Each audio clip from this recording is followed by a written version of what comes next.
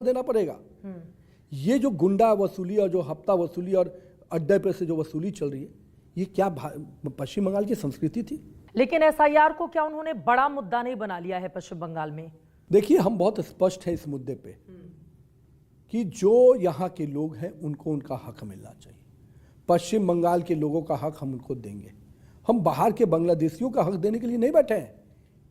ममता दीदी की सरकार पश्चिम बंगाल के लोगों के लिए बनी थी, पर आज वो नहीं दिख रहा है। पिछले 15 सालों में पश्चिम बंगाल के लोगों का विकास तो हुआ नहीं। बांग्लादेशी घुसपैठ यहाँ के जमीन पे आके जरूर बसे, और अगर नाम आज डिलीट हो रहा है तो डिलीट होगा, डिपोर्ट होगा और डिपार्ट होगा, ये अब निश्चिंत रहिए। जो नाम डिलीट हुए हैं, क्या बीजेपी को नुकसान नहीं होगा? मतलब ममता बनर्जी इस मुद्दे को उठाती हैं तो ऐसा लगता है कि सिर्फ उन्हीं के वोटर जो वोट डालते हैं उन्हीं के नाम कटे हुए हैं। आप लोग बड़े निश्चिंत नजर आते हैं और आप लोगों की ये जो मुस्कुराहट और निश्चिंतता है, यही ममता बनर्जी का सरदर्द बढ़ा देती है। देखिए दीदी को सरदर्द तो जनता में जब आप काम नहीं करेंगे तो सरदर्द होगा, जनता को आप त्रस्त करेंगे तो सरदर्द होगा।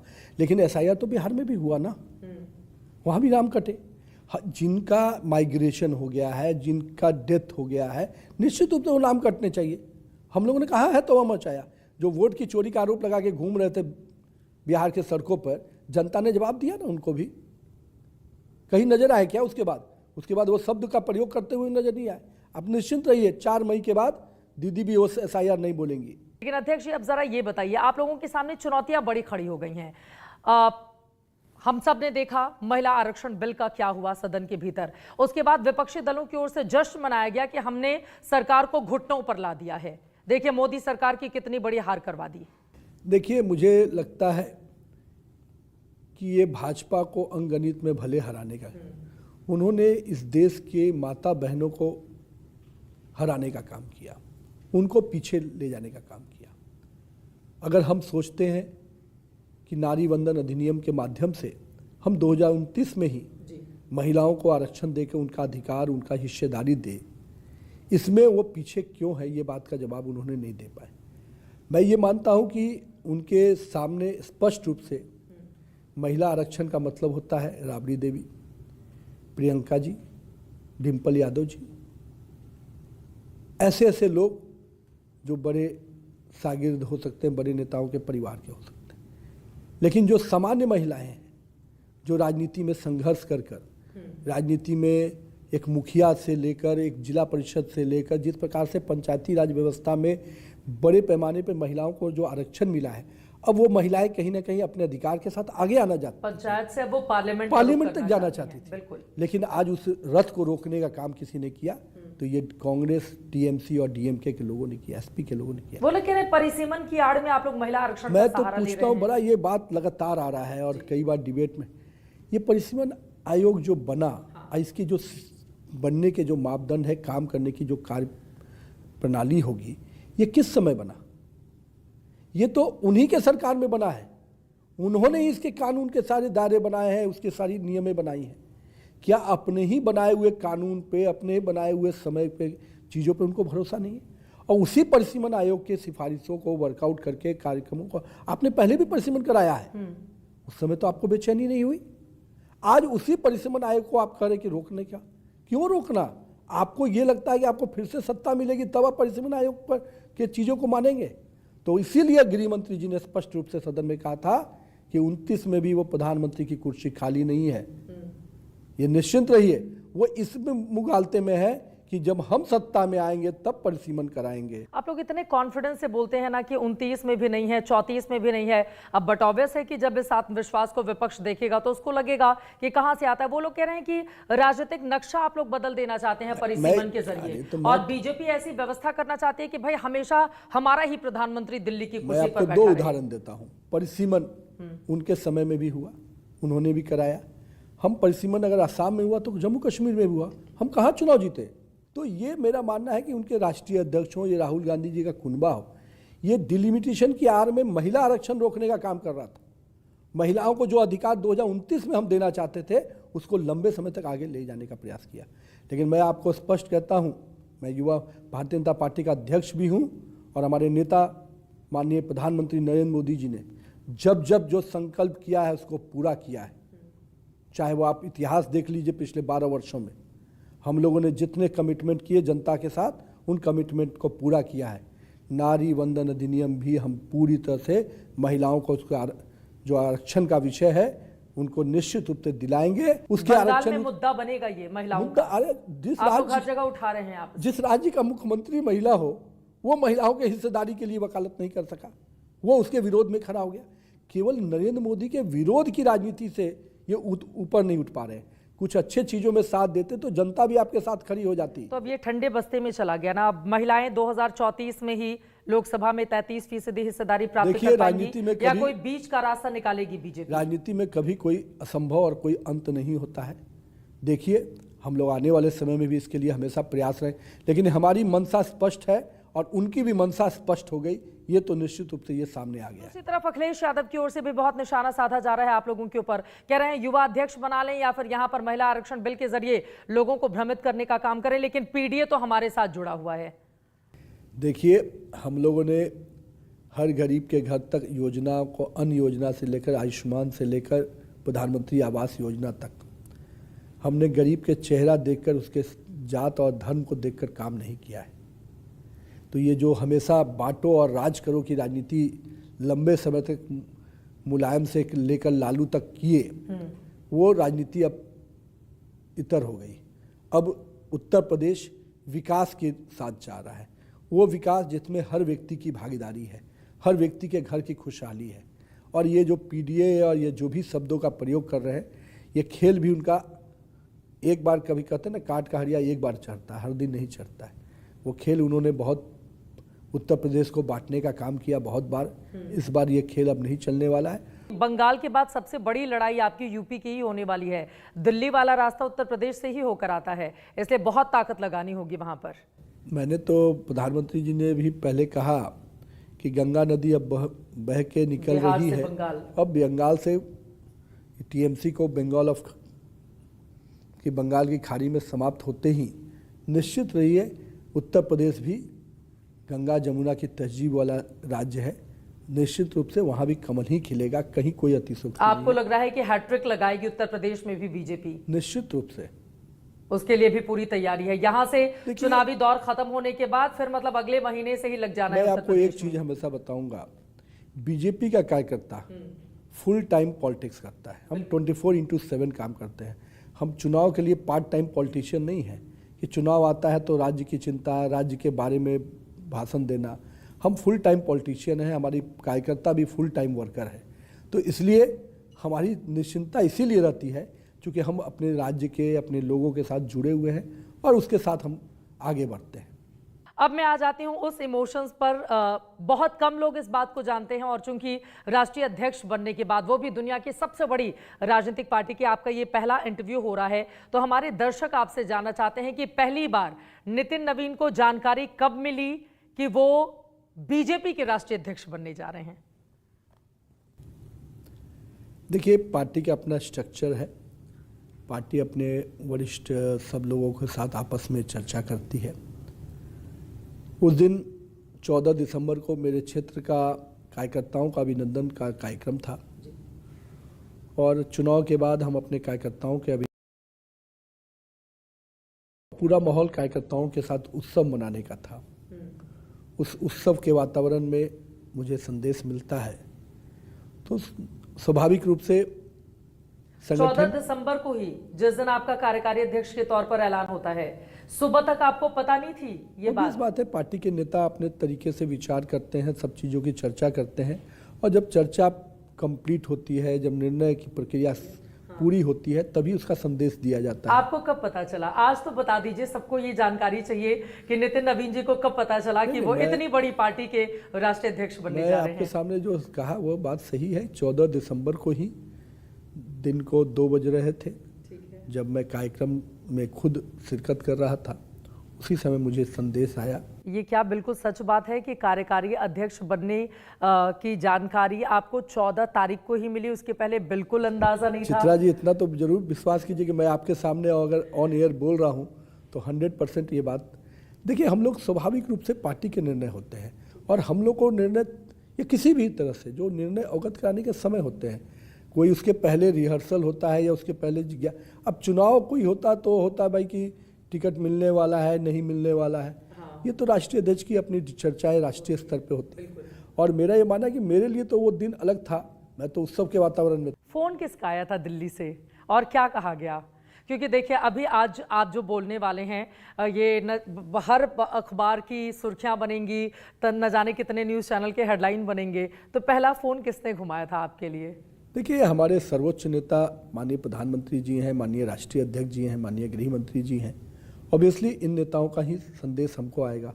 और इन्हीं के संदेश के आधार पे, इन्हीं के विचार के बाद, उपरांत के बाद अब अध्यक्ष जी ने गोलमोल घुमा दिया। मैंने पूछा पहला फोन किसका आया, तो तीनों नेताओं का एकदम बराबरी पर, कहीं किसी का कम ना हो जाए, तीनों का बराबरी पर नाम लेना है।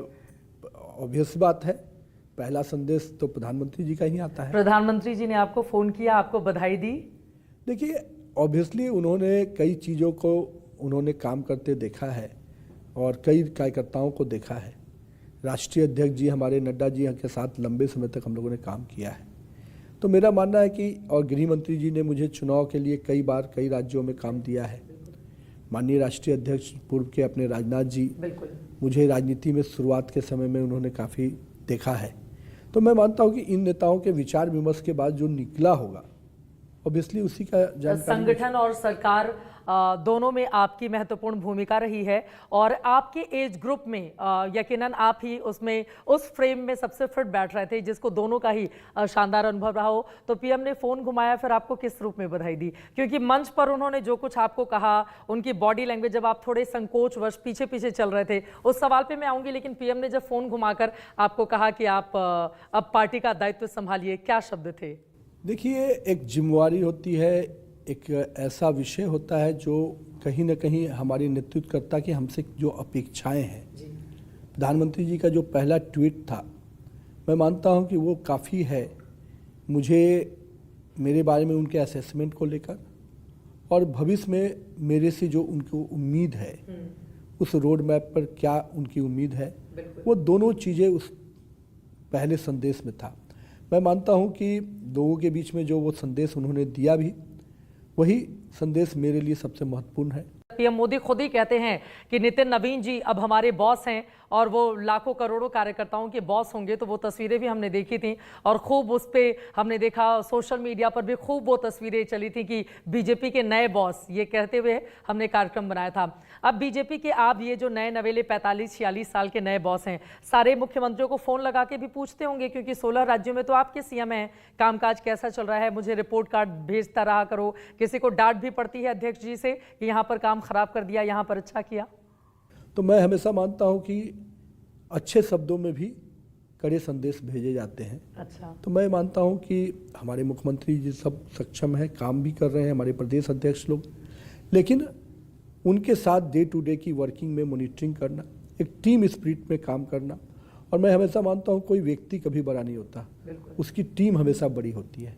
तो मैं मानता हूं कि चाहे वो प्रदेश के अध्यक्ष हो, मेरी टीम हो, या हमारे प्रदेश के मुख्यमंत्री हो, या हमारी पूरी टीम, ये अपने आप में एक टीम है जिसमें एक दूसरे की कमी को निकालने के बजाय एक दूसरे की कमियों को पूरा करने का काम अध्यक्ष कभी किसी बड़े नेता को डांट अध्यक्ष जी ने पिलाई है या फिर नहीं? मतलब संकोच में ही कि नहीं अभी तो मैं थोड़ा यंग हूँ, जल्दी हो जाएगा, अभी कुछ कहना? वो मेरे आने वाले समय में मेरे कार्यशैली से आप देख पाएंगे, मेरे शब्दों से आप नहीं देख पाएंगे। शब्दों से अभी कुछ नहीं बोलते हैं आप। सबको इंतजार है, नितिन नवीन अपनी टीम कब बनाने वाले हैं?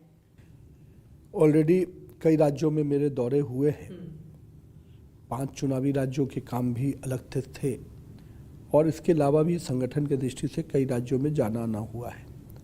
अब उन राज्यों के साथ थोड़ा वर्किंग संबंध और थोड़ा चीज़ों को, स्ट्रक्चर को समझते हुए अब वो समय बहुत जल्द है कि हम अपनी टीम और भारतीय जनता पार्टी की जो राष्ट्रीय टीम होगी वो बहुत जल्द आप लोग के बीच में। तो मतलब मई के महीने में बनेगी या थोड़ा और इंतजार करना होगा? मुझे लग रहा है आप लोग रिजल्ट का इंतजार कर रहे होंगे, 4 मई को रिजल्ट आए, उसके बाद फिर टीम की तरफ ध्यान दिया बहुत जाए। जल्द आपका इंतजार खत्म होगा। और यूपी का क्या है? वहां से भी सभी की निगाह, क्योंकि वहां पर तो इलेक्शन में बहुत ज्यादा वक्त बाकी नहीं है और बहुत टफ भी है इस बार का इलेक्शन उत्तर प्रदेश का।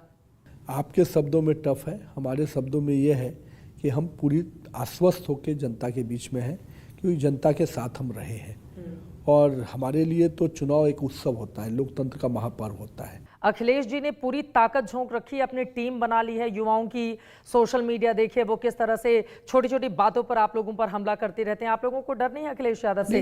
लोकसभा चुनाव में उन्होंने भारतीय जनता पार्टी को कम सीटों पर लाने पर मजबूर कर दिया था। लोकसभा चुनाव में जो कमियां रहीं उस पर हम लोगों ने वर्कआउट भी किया, और उत्तर प्रदेश जिस प्रकार से डेवलपमेंट में आगे बढ़ रहा है वो भी हम लोग के सामने है। और अखिलेश जी ने अपने शासनकाल में उत्तर प्रदेश को क्या क्या दिया है जनता जानती है। युवा होने के नाते पहले भी तो राहुल गांधी के साथ लंबे लंबी जो रोड जुलूस निकालते थे, क्या हुआ? फिर निकालेंगे। ये पीडीए, डीपीए, ये सब शब्दों का जो प्रयोग करते हैं, इससे दिखता है कि उनकी मानसिकता में कितने लोग हैं। कल तक यही लोग टोपी पहनकर कहीं भी चले जाते थे, आजकल टोपी पहनना थोड़ा कम किए हैं। आप लोग भी तो मतलब एकदम टोपी वाले बीजेपी के इतने निशाने पर क्यों रहते हैं? टोपी वाले पसंद नहीं आते हैं क्या? नहीं, टोपी वाले नहीं, ढोंग करने वाले पसंद नहीं आते हैं। टोपी वाले से दिक्कत नहीं है, दिक्कत है जो बरसात में के मौसम में टोपी पहनते हैं, उनसे दिक्कत है। टोपी वाले आपको वोट क्यों नहीं करते हैं? ऐसे ही बोलते हैं आप लोग इसलिए वोट करते हैं। तलाक के बाद आप उत्तर प्रदेश में जाके देखिए माता बहनों ने वोट दिया कि नहीं दिया। सम्राट चौधरी को मुख्यमंत्री बनाने के पीछे की कहानी क्या है? कहा जा रहा है नीतीश कुमार के दबाव में बीजेपी को मजबूरी में यह फैसला लेना पड़ गया। नीतीश जी चाहते थे सम्राट चौधरी मुख्यमंत्री बने। देखिए, भारतीय जनता पार्टी अपने का नेतृत्व करता इतना सक्षम है कि वो अपना निर्णय ले सकता है। नीतीश कुमार हमारे उस राज्य के मुख्यमंत्री रहे, लगातार एनडीए के हमारे वरिष्ठ नेता रहे, और उन्होंने कहीं ना कहीं इतना बड़ा ट्रांसफॉर्मेशन राजनीति के इतिहास में, इसके उदाहरण दिए जाएंगे, पहले कभी हुआ था क्या? तो आज नीतीश कुमार और नरेंद्र मोदी की एक इतनी जुगल जोड़ी, जिसने इतने बड़े निर्णय को आगे लेके गए, उसमें व्यक्ति का निर्णय किधर से हो रहा है इसमें लोग राजनीति खोज रहे हैं। लेकिन मैं कह रहा हूं कि इतना बड़ा निर्णय हुआ, ये सबसे बड़ी काबिले तारीफ की बात है। आप मुझे समय बता पाएंगे, क्योंकि लोगों को इस बात को जानने में बहुत दिलचस्पी है। नीतीश जी ने भी बहुत लंबे समय से इंटरव्यू नहीं दिया है, इसलिए अब उनसे बहुत ज़्यादा बातचीत मीडिया की नहीं हो पाती है। कब ये फैसला हुआ, नीतीश जी ने कब बीजेपी को कम्युनिकेट किया कि अब बिहार की राजनीति को छोड़कर मैं दिल्ली जाना चाहता हूँ? नहीं, देखिए, अभी जिस प्रकार से चुनाव के बाद लगातार उन्होंने सभाओं में कहा, तो वो स्पष्ट रूप से दिखने लगा था कि अब उनकी इच्छा है कि वो बिहार की राजनीति को कहीं ना कहीं इस स्थान से भाजपा को और पूरे एनडीए को एक साथ आगे बढ़ाना चाहते हैं। और अब मैं अचानक से आपको थोड़ा दक्षिण भारत लेते आती हूँ। स्टालिन की ओर से कहा जा रहा है कि आप लोग वहां की सीटें घटाना चाहते हैं, लोगों का हक मारना चाहते हैं, हिंदी थोपने की कोशिश की जा रही है, परिसीमन के जरिए वहां पर आप लोग मतलब अपनी मनमर्जी चलाना चाहती है बीजेपी। इसकी क्या है काट? देखिए, सबसे पहले डीएमके पूरी तरह से चुनाव हार रही है, और कहीं ना कहीं उनको मुख्यमंत्री को यह अंदाजा हो गया, और इस अंदाजे में उनके पास कोई मुद्दा भी नहीं बचा, कोई विषय नहीं बचा। तो अभी उन्होंने खेल शुरू किया, नॉर्थ और साउथ का खेल। लेकिन पिछले 2 दिन के सदन में चीज़ें बहुत ही स्पष्ट रूप से लोगों के सामने चली गई। अब इस पे वो राजनीति रोटी सेककर किसी तरह से अपना डीएमके का कुछ वोट बैंक बढ़ाने का प्रयास कर रहे थे। और गृह मंत्री जी ने तो व्याप्ते हाउस के फ्लोर पे चैलेंज करते हुए कहा, कहाँ डीएमके का कोई सांसद खड़ा हुआ? क्या हम तैयार हैं, हम इसके इस अनुपात पे भी? उन्होंने कहा कि मैं इसको लिख के देने को तैयार हूँ, मैं अमेंडमेंट लेके आ रहा हूँ 1 घंटे में। कहा ही नहीं कोई डीएमके का सांसद खड़ा हुआ सदन के अंदर। काले कपड़े पहनकर विरोध करने गए थे। भैया, तो उस समय खड़ा होता नहीं कि अगर आप ला रहे तो हम आपके साथ हैं। उनको कोई डिलिमिटेशन से मतलब नहीं था, राजनीति रोटी सेकने के लिए वो केवल बाजार बना रहे थे, और महिला आरक्षण उनके विरोध का पहला कारण था।